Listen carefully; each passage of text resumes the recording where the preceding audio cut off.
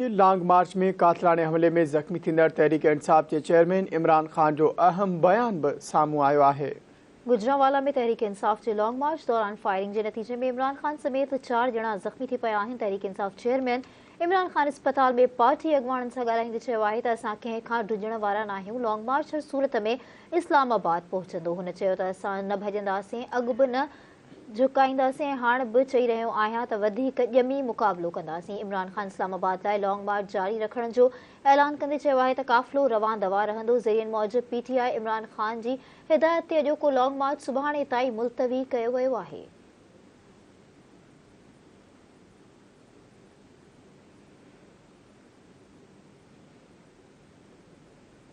नाज़रीन, peoples party के शरीक चेयरमैन आसिफ अली ज़रदारी ऐं परॾेही वज़ीर बिलावल भुट्टो ज़रदारी तहरीक इंसाफ़ चेयरमैन जे इमरान खान ते हमले जी सख़्त मज़म्मत कई आहे। अॻूणे सदर आसिफ अली ज़रदारी लॉन्ग मार्च में इमरान खान जे कंटेनर ते फायरिंग की मज़म्मत कंदे चयो आहे त मां सभिनी जी सिहतयाबी लाइ दुआ गो आहियां। वाक़े की मुकम्मल जांच कराई वञे। पीपी चेयरमैन बिलावल भुट्टो ज़रदारी भी हमले की मज़म्मत कंदे चयो त इमरान खान जी जल्द सिहतयाबी लाइ दुआ गो आहियां। पीपी चेयरमैन बिलावल भुट्टो ज़रदारी भी हमले की मज़म्मत कंदे चयो त इमरान खान जी जल्द सिहतयाबी लाइ हू दुआ गो आहे।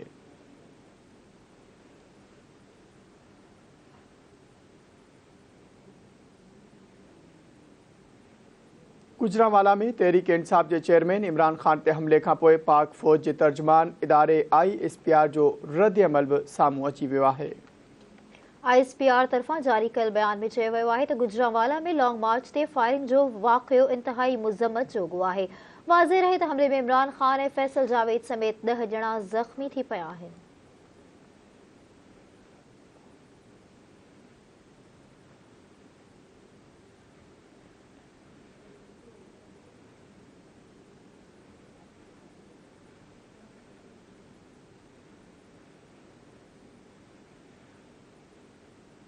नाज़रीन, नून लीग के कायद मियां नवाज शरीफ और नून लीग नायब सदर मरियम नवाज तहरीक इंसाफ़ लॉन्ग मार्च में पेश आयल वाक़े की मज़म्मत और ज़ख़्मियुनि की सेहतियाबी लाइ दुआ कई है। समाजी राब्तनि वारी वेबसाइट ते पंहिंजे जारी कयल बयान में अॻूणे वज़ीर आज़म मियां नवाज शरीफ चयो त मां इमरान खान ऐं संदसि साथियुनि ते फायरिंग की मज़म्मत कयां थो ऐं ज़ख़्मियुनि की सेहतियाबी लाइ दुआ गो आहियां। मरियम नवाज़ भी पंहिंजे पैगाम में लिखियो त इमरान खान ते फायरिंग की मज़म्मत कयां थी ऐं इमरान खान समेत सभिनी ज़ख़्मियुनि की सेहतियाबी लाइ अल्लाह पाक खां दुआ गो आहियां।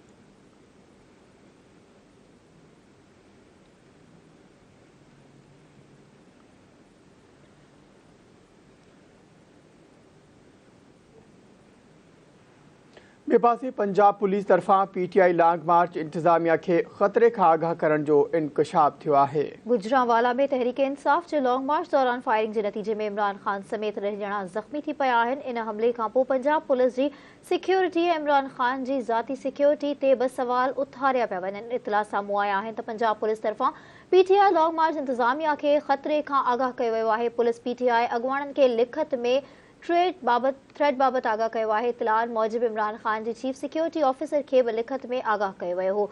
थ्रेट अलर्ट पहिरें नंबर ते जारी कयो वियो हो।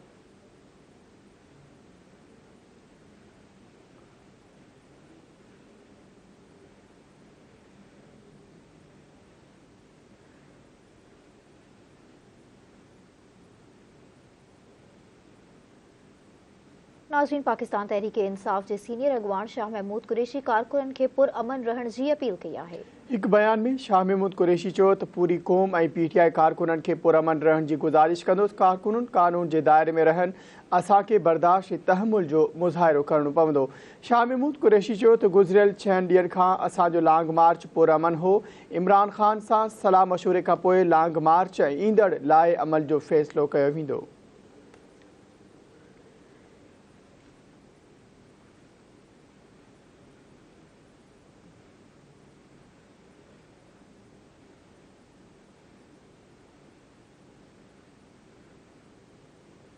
पाकिस्तान तहरीक इंसाफ के अगवानन हम्माद अजहर और शहबाज गिल इमरान खान ते हमले में मुलविस गिरफ्तार जवाबदारन की वीडियो बयान ते ख़दशे जो इजहार किया है। एक बयान में हम्माद अजहर चयो त एतिरो आसान नाहे त फौरी एतराफ़ अची वियो माण्हुनि खे बेवकूफ़ समझण बंदि कयो। हम्माद अजहर चयो त क़त्ल कराए ते ॾिना विया माज़ी में ख़ुदकुश बमबार पैसनि लाइ भर्ती कया विया।